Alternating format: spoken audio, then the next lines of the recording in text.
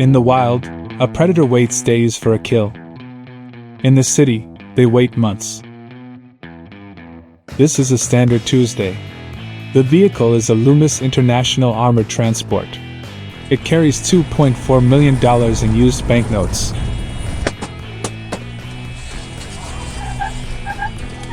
The moment the wheels lock, a silent distress beacon beams to the company headquarters. Even on a lonely highway, the clock is their enemy. Reaction helicopters are already spinning up. Tactical teams are inbound. In the industry, they call this the golden minute. The moment the commute turns into a war zone. If they fumble the explosives, or struggle with the lock, they don't just lose the money. They lose their freedom. But by the time the first patrol car reaches the van, the money is gone. The crew has vanished. And the city is left wondering, how do you steal a bank that moves at 60 miles an hour?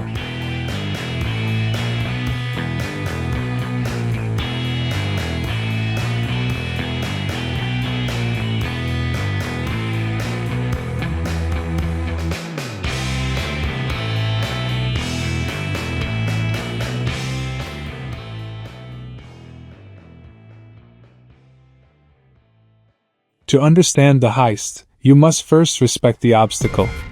This isn't a truck. It is a tank dressed in civilian clothing. The chassis is reinforced steel, capable of withstanding 7.62mm rounds. The tires are run flats. You can shoot them out, and this beast will still drive 5 miles to safety. And yet, despite this engineering marvel, the losses mount. Why? Because every fortress has a key. And usually, that key is human. Annalise, I'll bring you on the line. You're saying that we've got as many as, 3 a day? We're seeing twice the number of heists that we would have been seeing at this time last year. A CIT robbery is never impulsive. If you see a heist today, the planning started 6 months ago. It starts with the architect. He doesn't hold a gun. He holds a stopwatch. He tracks the shift changes. He knows that Guard A is diligent, but Guard B checks his phone. All observations are converted into measurable details. Time windows, walking distances, and areas not covered by cameras. Timing is critical. If the schedule does not align properly, the robbery is abandoned. The wheelman is responsible for the escape. He understands traffic flow, police response times, and vehicle handling under stress. Many have backgrounds in vehicle theft, where precision driving matters more than speed. But the most dangerous member of the crew isn't in the getaway car. He is the finger man. In underworld slang, the finger man is the insider who points the finger at the target. He is the corrupt guard, the depot manager, or the dispatcher. He provides the route. He provides the timing. And sometimes, for a 10% cut, he ensures the side door is left conveniently unlocked. Without the finger man, there is no heist. And finally, there's the muscle man. His role is physical control. He is the first point of contact during a cash-in-transit robbery and is responsible for stopping movement and forcing compliance as quickly as possible.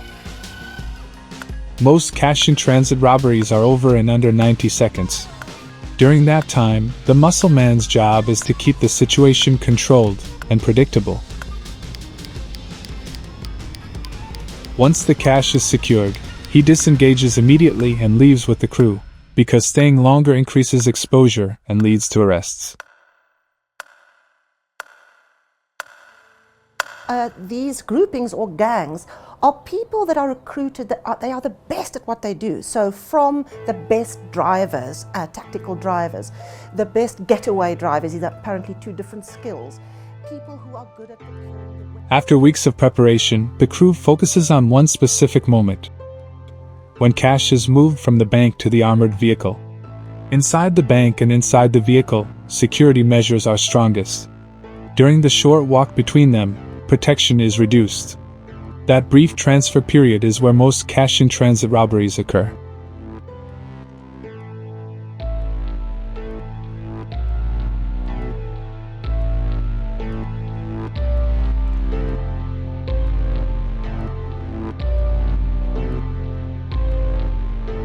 One hallmark of a cash-in-transit criminal, you see this from all the research that has been done, is that they say they are prepared to use any level of violence that is required to get the job done.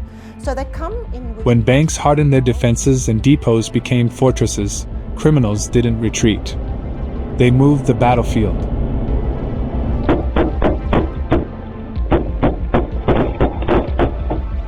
Let's look at the tactic that changed everything: the highway blitz. On a lonely stretch of highway, there is no fatal funnel. So they create one. They utilize a technique called the box. High-performance stolen SUVs sandwich the 12-ton truck. The goal isn't to stop the truck immediately.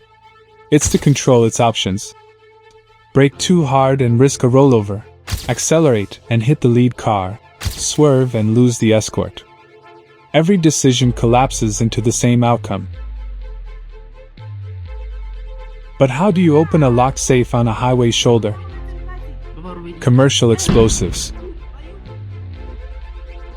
On the car, they just find the way there's a gap like this one.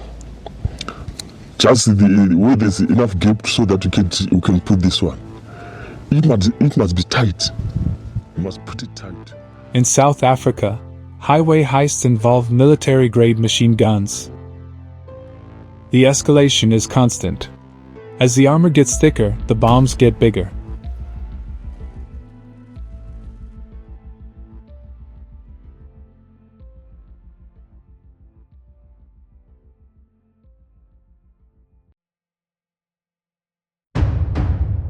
The heist looks perfect on paper. The timing is right. The bags are heavy. But the crew has already made a critical mistake. Hidden inside those stacks are die packs. Designed to blend in. Designed to wait. Opened the wrong way, they rupture instantly, flooding the money, and anyone handling it, with permanent ink. And... oh, full. Oh yeah, these are like little cell bags. That dye isn't just paint. It's chemically tagged. A fingerprint that bonds to the bills, stains skin and fabric, and glows under ultraviolet light long after the robbery is over. In July 2021, in Newark, New Jersey, a man robbed a Capital One bank and walked away thinking he had escaped. Seconds later, a hidden dye pack detonated, staining the cash and his clothing in pink-red ink. Surveillance cameras captured the blast, and although he initially got away, the chemically tagged money led police to him days later. The robbery was over in minutes. The evidence wasn't.